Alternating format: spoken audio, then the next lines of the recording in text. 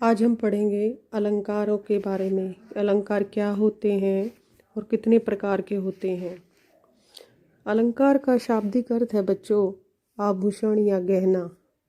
जिस प्रकार एक स्त्री अपने सौंदर्य में वृद्धि करने के लिए अलंकार धारण करती है, उसी प्रकार से कवि भी काव्य की सौंदर्य को बढ़ाने के लिए उसमें अलंकारों का प्रयोग करता है, अर्थात अलंकार काव्य की शोभा बढ़ाते हैं। अलंकार अलंकरोति इति अलंकार है, अर्थात जो अलंकृत करे अर्थात जो सुशोभित करे उसे अलंकार कहते हैं। एक साधारण सी परिभाषा में हम कहेंगे कि काव्य की शोभा बढ़ाने वाले तत्वों को हम अलंकार कहते हैं। काव्य के शोभा यानी सौंदर्य को बढ़ाने वाले तत्वों को अलंकार कहते हैं। अलंकार 3 प्रकार के होते हैं। कितने प्रकार के होते हैं बच्चों? 3 प्रकार के। नंबर 1 शब्दालंकार, नंबर 2 अर्थालंकार और तीसरा उभयालंकार। सबसे पहले हम पढ़ेंगे शब्दालंकार, यानी जब काव्य में शब्दों के कारण चमत्कार उत्पन्न होता है तो उसे शब्दालंकार कहते हैं। अर्थालंकार, जब काव्य में अर्थ के द्वारा चमत्कार उत्पन्न होता है तो वहाँ पर अर्थालंकार होता है। फिर आता है उभयालंकार, जब काव्य में शब्द और अर्थ दोनों की वजह से सौंदर्य उत्पन्न होता है या चमत्कार उत्पन्न होता है तो वहाँ पर होता है उभयालंकार। अलंकार कितने प्रकार के होते हैं? 3 प्रकार के। कौन कौन से? शब्दालंकार, अर्थालंकार और तीसरा उभयालंकार। जब काव्य में शब्द के द्वारा चमत्कार उत्पन्न हो तो शब्दालंकार, अर्थ के द्वारा उत्पन्न हो तो अर्थालंकार, और जब शब्द और अर्थ दोनों की वजह से चमत्कार उत्पन्न हो तो उसे उभयालंकार कहते हैं। फिर आता है कि शब्दालंकार कौन कौन से होते हैं। मुख्य रूप से 3 हैं: अनुप्रास अलंकार, यमक अलंकार, श्लेष अलंकार। कौन कौन से? अनुप्रास अलंकार, यमक अलंकार और श्लेष अलंकार। फिर प्रश्न उठता है कि अनुप्रास अलंकार किसे कहते हैं, उदाहरण सहित स्पष्ट कीजिए। जब काव्य में वर्णों की आवृत्ति के कारण, यानी जब वर्णों की आवृत्ति के कारण चमत्कार उत्पन्न होता है तो वहाँ पर अनुप्रास अलंकार होता है। कौन सा अलंकार होता है? अनुप्रास अलंकार।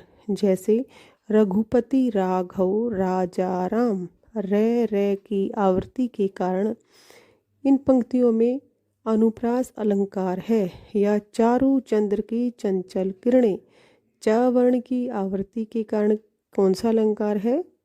अनुप्रास अलंकार। फिर आता है यमक अलंकार। किसे कहते हैं यमक अलंकार?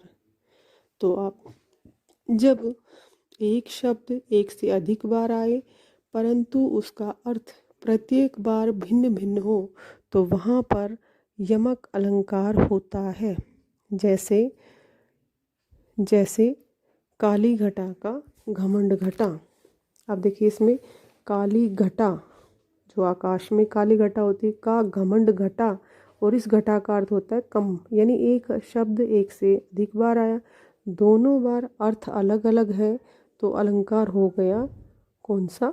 यमक अलंकार।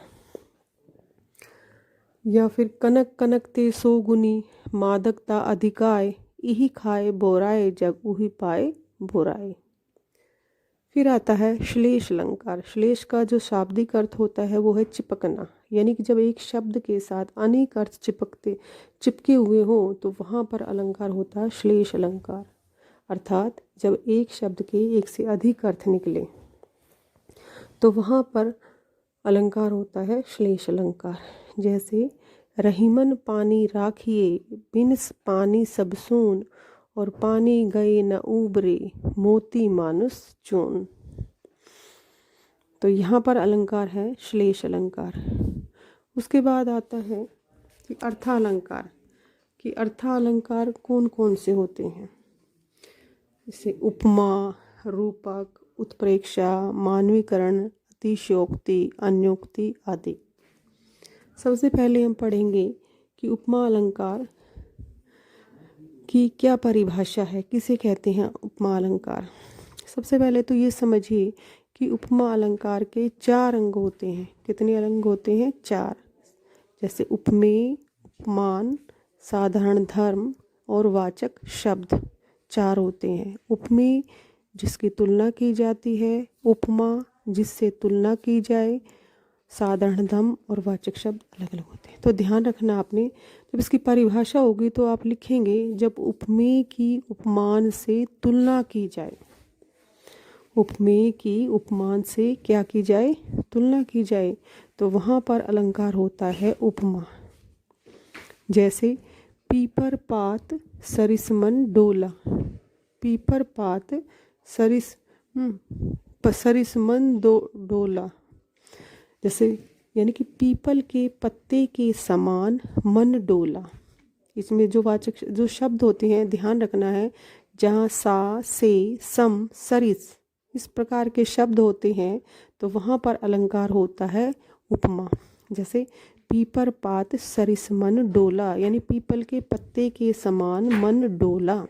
ठीक है, तो यहाँ पर अलंकार कौन सा हुआ? उपमा अलंकार। उसके बाद आता है रूपक अलंकार। कौन सा अलंकार? रूपक अलंकार। यानी कि जब उपमेय पर उपमान का आरोप किया जाता है। क्या किया जाता है? आरोप, यानी उपमेय को उपमान मान लिया जाता है, तो वहाँ पर होता है अलंकार रूपक। जैसे चरण कमल बंदो हरिराई। कौन सा? चरण कमल बंदो हरिराई। तो उक्त पंक्तियों में अलंकार है रूपक। उसके बाद आता है उत्प्रेक्षा अलंकार। कौन सा अलंकार? उत्प्रेक्षा। उत्प्रेक्षा में यानी कि संभावना हो, जहाँ कल्पना हो। ठीक है, तो वहाँ पर अलंकार होता है कौन सा? उत्प्रेक्षा। ठीक है, जहाँ मनु, मानो, जनु, जानो इस प्रकार के जो शब्द आते हैं तो वहाँ पर अलंकार होता है उत्प्रेक्षा। जैसे उस काल मारे क्रोध के तनुकाप ने उसका लगा, मानो हवा के वेग से सोता हुआ सागर जगा। मानो शब्द आ गया तो अलंकार हुआ उत्प्रेक्षा। या सिर फट गया उसका, मानो अरुण रंग का घड़ा। ठीक है, तो इन पंक्तियों में अलंकार होगा कौन सा? उत्प्रेक्षा। फिर आता है मानवीकरण अलंकार। कौन सा अलंकार? मानवीकरण अलंकार। यानी कि जब जड़ प्रकृति पर मानवीय भावनाओं का आरोप किया जाता है तो वहाँ पर अलंकार होता है मानवीकरण। कौन सा? मानवीकरण। यानी सजीव निर्जीव वस्तुओं को सजीव की भांति उनका वर्णन किया जाता है तो वहाँ पर अलंकार होता है मानवीकरण। जैसे मेघ आए बड़े बन ठन के संवर के।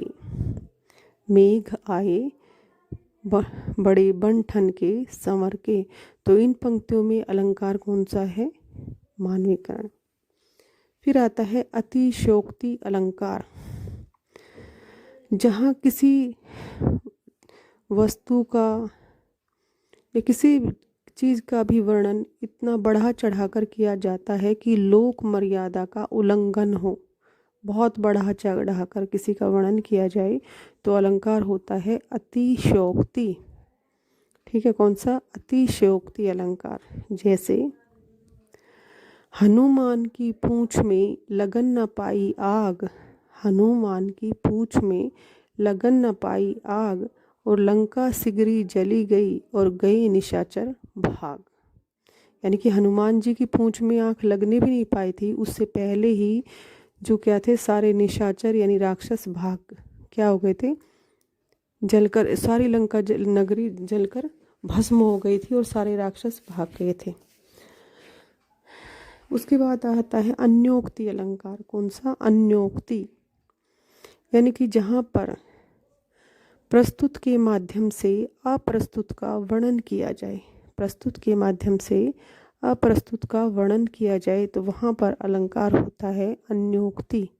कौन सा? अन्योक्ति। जैसे नहीं पराग नहीं मधुर मधु, नहीं पराग नहीं मधुर मधु और नहीं विकास इही काल, अली कली ही सो बंध्यो, आगे कौन हवाल।